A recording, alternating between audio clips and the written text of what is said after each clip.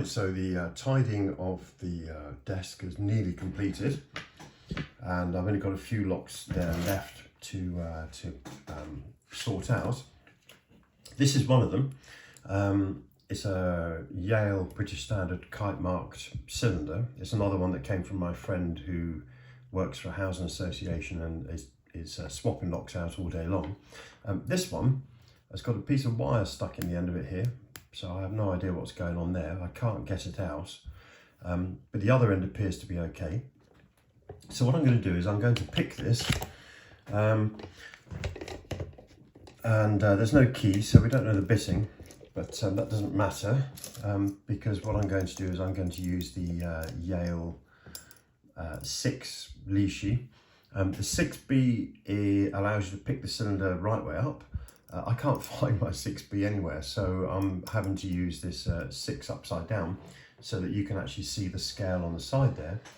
And also we can talk about the method I'm using to open this, because these are really useful tools, and they don't suit everybody, but they should do, because they are so useful in the way that they allow you to see what you're doing and feel when you're picking a lock. So what I'm going to do is I'm going to start by just checking that I've got access to pin chamber 6 and pin chamber 1. So both of those appear to be available. Sometimes these Yale locks have a little standoff on the front of the cylinder here that pushes this out, and you can't actually get on the back of pin 6, but this one appears to be allow me to be doing that. So what I'm going to do is I'm just going to apply a gentle turning force to this handle here and just have a little explore of the lock. I always start at pin 6 and work backwards. I don't know why, but I do, and it gives me the most success, I guess, historically over time. So let's reset the lock and let's start on pin 6, and that feels pretty wooden and dead. And so the trick really is to if you feel like it's dead, give it a push down. Let's move down a bit more. Let's do that again. Ah, there we are. So we've got a click, and actually we've got a little bit of rotation on this core, which is really encouraging straight away. So it would appear that the first pin 6 there, has set, and what I'm going to do is I'm just going to make a mental note of the height there. It looks to be about a 5 on the scale. So let's move to pin chamber 5. As you can see, there's not a lot going on there, so we'll skip that one. Let's go to 4. 4 is binding. Let's push that down. Okay, that's giving me a click. And you hear people talk about set bounce. When the pins are set, you push them down. When you let go of the arm, you'll see that it automatically moves up a little bit. That's technically, I suppose, that's set bounce, but it also tells me that that pin and this pin, which hasn't got quite so much bounce there, it tells me that those two pins are in their right position. So so the first one was a 5, this one appears to be a 6. Let's go to pin chamber 3. That feels heavily bound, pushing that down. Okay, I've just got a click, and there's a little bit of bounce there. And on the scale, that's reading a 7. So far I'm writing these down. I've got a 5, I've got a pin chamber 5 was loose. I've got a 6 and a 7. Let's go to number 2. Number 2 is really solid. Yeah, that's really bound. Okay, so I'm going to take the relax the tension, push that down. I can hear other pins dropping. It's still not going down. Okay, I've lost everything now in the lock, but let's have a look at that. It's moving down, down, down, down, down. Not a single click anywhere. Everything else in the lock is loose now, and I've pushed that all the way down without it setting, and you can feel it sliding all the way down but not actually reaching a shear line. So that tells me, normally that tells me that that pin is a going to be a 0, or in this case it's going to be a 9 cut on the key. In other words, virtually a 0 lift. So let's go back to the beginning again, because I've lost the lock now. So this was a 5. There we are. That's loose. This was a 6.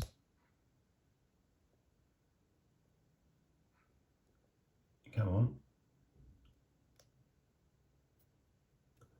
That's not, oh, there we go. I'll try again. 6. Pin 6, that is. Pin 4. Pin 3. Pin 2 was, I'm going to leave that one alone. Pin 1 now. There we go. That's gone down and it's set what looks to be around about a 5. So let's write that down. So the only pin that I haven't got here is pin 5, which has got a bit of set bounce on it already actually, but I didn't actually press that down. 4 appears to have reset itself. Let's push that down to a 6. There we go. 3 was a 7. There we go. 2 was leave alone, and 1 was going to be a 5. There we go, it's set on 5. So 5, nothing on pin there, pin 5, 4, 3, 2 and 1. So using the process of elimination here, the only pin that I haven't really pressed down to explore what it is pin 5. So I'm now going to push that down further. I can hear things resetting in the lock. So we'll see if this one slides all the way down without setting.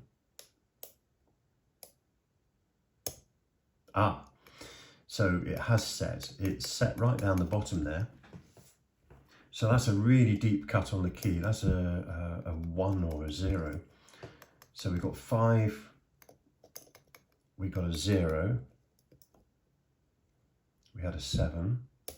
So I've lost the rest of the lock by the process of elimination.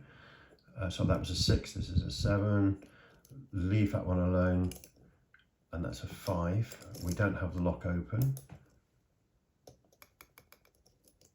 So what I'm doing now is I'm just going through and tapping on all of these pins.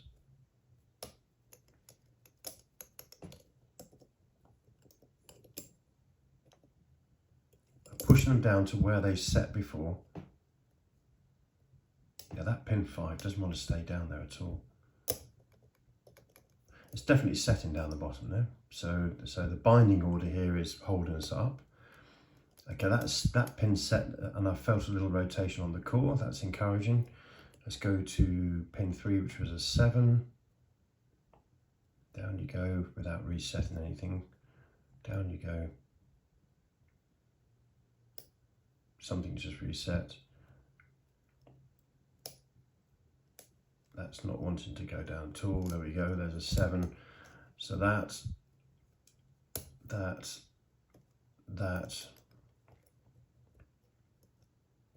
Come on, pin 3, there we are, pin 3, pin 2 and pin 1. Okay, so we still haven't got the lock, but it's very close, I think. It must be very close. Yeah, let's just try it. Pin 3's gone again. 3's now down. 2 was leave alone, and pin 1 has reset now. Let's just move pin 1. Come on, get out onto it. There, pin 1. That was down there somewhere, about a 5. Ah, there we go. So all we needed there was a little tap on top of the 0 cut on the key, or the 9 cut, and the lock is open. So I read the lock. I set all the pins to where I thought they were, where they were in the lock, and then gave it a little jiggle across just to settle everything down, and the little jiggle on top of that zero cut on the pin 2 was all it needed to get the lock open. So there we go. I think the cam's been pinched behind. Let me just take that out. Yes, there we go. So there's our rotation on the core. Let's go back actually, and we'll just do a double check on what I said. So that's about a 5. That's about a 1 or a 0. That's definitely about a 6. That's slightly higher, so that's going to be a 7. Yeah, look at that. That's a 9 cut all day long. And finally a 5. So let's lock it up. There we go. What I'm going to do is I'm going to gut this now, and we'll have a look at the contents inside and just see how the pins look and the pin heights correlate to what we've written down. Right, so the gutting is complete, and there's no surprises here. It's exactly what I was expecting to see. So I've got at the front of the lock here, we've got 2 hardened steel anti-drill pins for drill protection of the core and the Bible, and then we've got 4 typical spool pins, and then at the very back there we've got a plain driver pin. And when I set that pin at the back first, it gave me the rotation on the core, which meant that it took that out of the equation, and then it put these spool pins, which didn't really interact, to be honest, but they gave us a little bit of action on the spool pins. If you look at the key pins, obviously anti-drill at the front there, there's the one that I was calling a 9 cut or a 0 lift. It is in fact actually a very small lift, which is why I had to jiggle it to get the lock open.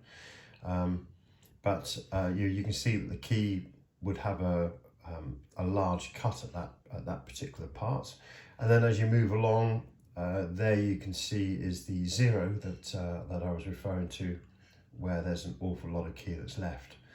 So no surprises. The Lishi tool gave us everything we needed to know about this lock, and you know, the decoding of it and the way that it picks. The only thing that really could have been a little bit ambiguous was this 0 cut here, or should I say the highest lift pin there, and that kind of felt like it had set around about a 5 depth, and then I had to push it down further for it to set a second time, and that's probably because of the fact that that pin is already very short. It probably sits a lot deeper down inside the core while it's in its how should we say, in its relaxed or normal sort of place that the pins sit in. So yeah, there we go, all in another Yale, and you can imagine that picking this by hand would have been a little bit of a chore, because everything behind this pin, you would have run the risk of pushing that pin down and oversetting it and stopping the lock from opening. But yeah, typical Yale, another one done, and now I'm going to pop those pins into my box with all the other pins, and put the core and the cylinder body into the brass scrap bin. Okay, thanks a lot. Cheers. I hope you enjoyed this. Bye for now.